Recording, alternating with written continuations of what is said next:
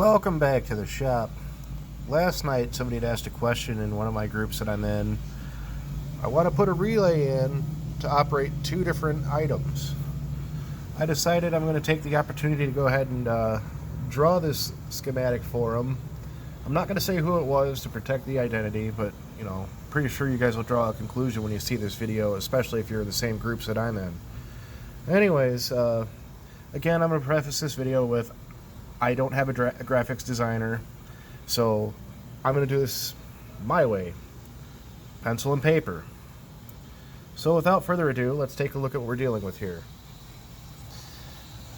He wants to run a trans brake and nitrous, and then also make it so that when he's holding onto the trans brake, the nitrous is disarmed, so that way there's no chance for an oopsie.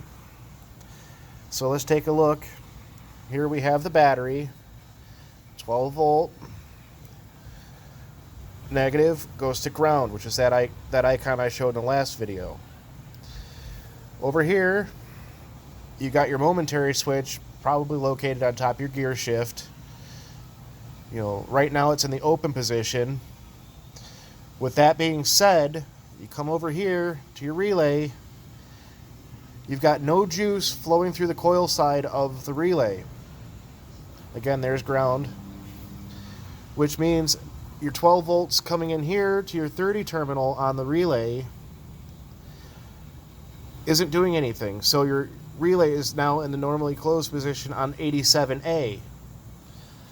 From 87A, you connect, your power to your nitrous. So right now, when your thumb is not on the trigger on your gear shift, your nitrous is armed, and you can hit the go fast button on your steering wheel.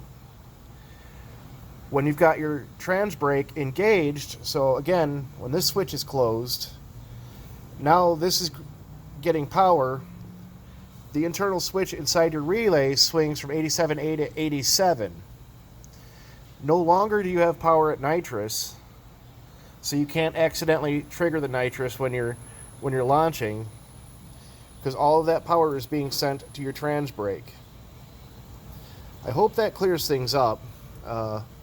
If you have any questions, comments, complaints, just put them in the little area down below. I know it goes without saying, go ahead and hit that like and subscribe button. Yeah, I hope this helped out.